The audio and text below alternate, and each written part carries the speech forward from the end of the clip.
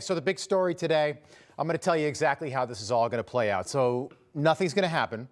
Nobody's going to get fired. Michael Waltz is not going to lose his job because, and this is important, no one on the right cares because nothing happened. And that's where we start tonight. I'm sure you heard the story today, the first major crisis of Donald Trump's second term if you're a Democrat. That's not really a crisis at all, by the way. The left needs this to be a crisis, and that's really important. And if we learned anything yesterday from all these text messages, it's a good thing. It's that what the Trump team says in public is exactly what they're texting each other in private, which I actually think is a very good thing. I like knowing that the same stuff they all say on camera every week, they're saying to each other when the cameras aren't rolling. So here's the story, if you want to call it that.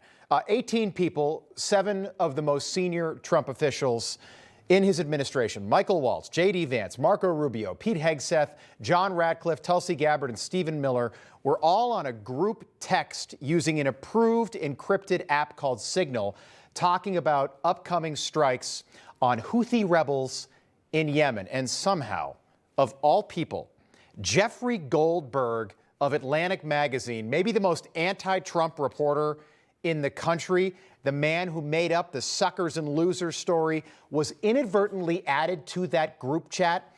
Jeffrey Goldberg, whose wife once worked for Hillary Clinton, a Democrat who donates to Democrats, who works at a magazine owned and operated by Democrats. Take a look. If the White House, now the Secretary of Defense and the White House press secretary have said you're lying, have said there are no war plans there, have said there's no classified information, so the obvious question is, shouldn't you now demonstrate it? Shouldn't you publish the text? No, because they're wrong. They're wrong. But how can you prove that you're wrong? Maybe should you provide them to the House and Senate Special Committees on Intelligence, maybe? I don't know. Wow. Well, you want to become my lawyer? I'm throwing this out there, Jeff. I don't know.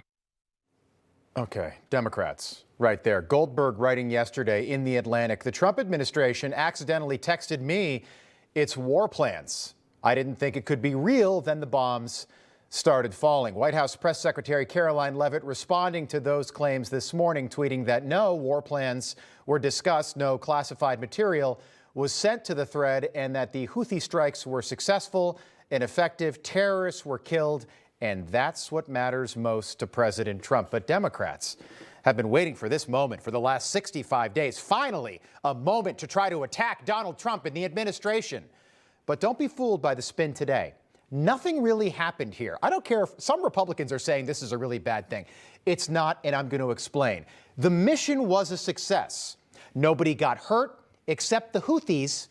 In fact, the only thing Jeffrey Goldberg wrote that I agree with was his description of who the Houthis are. Quote, an Iranian-backed terrorist organization whose motto is God is great, death to America, death to Israel, curse the Jews, victory to Islam. That's who the Houthis are. Again, we are not talking about the invasion in Normandy here. The D-Day plans were not leaked.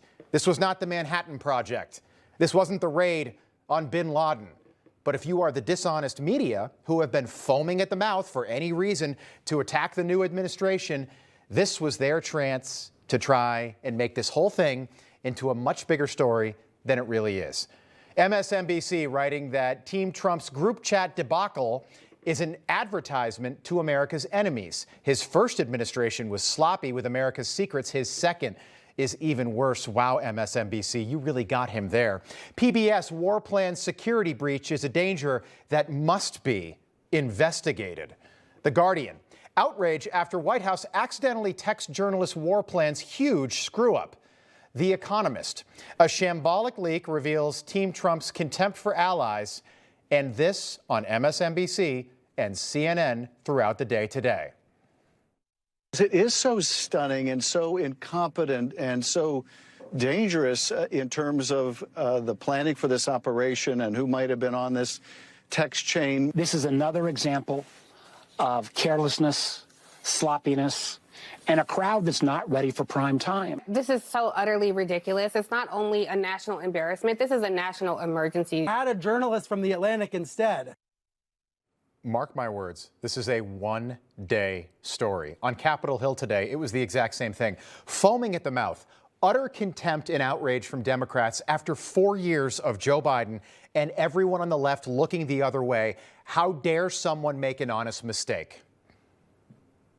Or is this just one more example of a careless approach to how we keep our secrets in this administration? This sloppiness, this incompetence, this disrespect for our intelligence agencies and the personnel who work for them is entirely unacceptable. It's an embarrassment. This is utterly unprofessional. There's been no apology. There has been no recognition of the gravity of this error. And by the way, we will get the full transcript of this chain, and your testimony will be measured carefully against its content. Apology for what, Senator? Did Joe Biden, and I don't mean to laugh, but did Joe Biden apologize for the Afghanistan withdrawal? The person who made that honest mistake was Michael Waltz, former Florida congressman, former Green Beret, current national security advisor. He's been on this program many times. He's the one who apparently added Jeffrey Goldberg to that secure chat. That, a mistake. But Goldberg didn't write about the story until after the attacks happened because Goldberg knew that if he did, he could be charged with treason. So that's why that didn't happen. Did Waltz make a mistake? Fine, sure, he made a mistake, if you want to call it that. I guess, though, I'm just wondering why Michael Waltz would even have Jeffrey Goldberg's number in his phone. No one's explained that. We can't get Michael Waltz to come on this show, but somehow he's back channel communicating with Jeffrey Goldberg, the most anti-Trump reporter in the country. To me, that's an issue.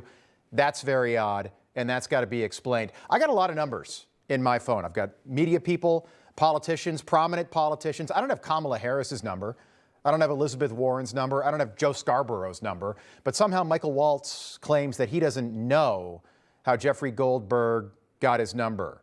He said he's never met him, but somehow he was able to add him to that group chat, and that might be a problem for him. I don't think he needs to be fired. Scratch that. He does not need to be fired, and Donald Trump made it clear that that will not happen. But Michael Waltz clearly is still trying to figure out a way out of this. Take a look.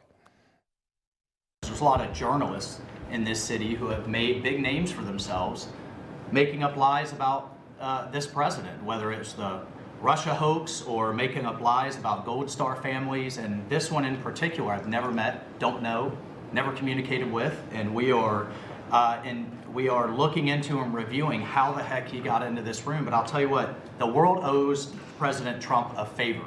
Under Biden, global shipping was shut down. Pinprick attacks, months between them, our destroyers being fired upon.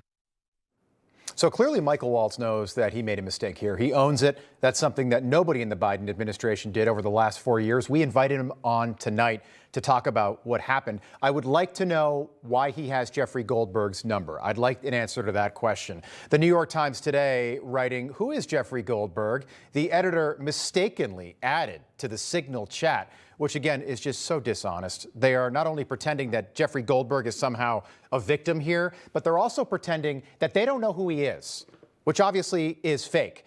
This is not a story. And until Jeffrey Goldberg releases actual war plans, that's what he says he got, war plans. Guess what, Jeff? We're not at war, okay? This is a fake one-day story being deliberately built up by the fake news to try and trick people into thinking something really bad happened at the White House, which it did not. And here are just a few Jeffrey Goldberg stories from over the past few years that we were able to find. 2016, Trump's running for the first time. It's official. Hillary Clinton is running against Vladimir Putin. From 2020, Trump, Americans who died in war are losers and suckers. And this one from 2024, Trump, I need the kind of generals Hitler had. Sounds like Jeff's a real fair, honest guy. Sounds like he calls balls and strikes, greens and fairways. This guy is a Democrat, bought and sold, working for a Democrat magazine that is failing. You know the biggest difference between Donald Trump today and Donald Trump during his first term? It's that Donald Trump today doesn't care about what the media says about him. He's not only not trying to win over the New York Times or the Washington Post or the Atlantic or Jeffrey Goldberg, he doesn't care, and the media can't stand that. And because of that, they just don't matter at all anymore. Information, truth, is freedom. Is Newsmax. It's real news for real people.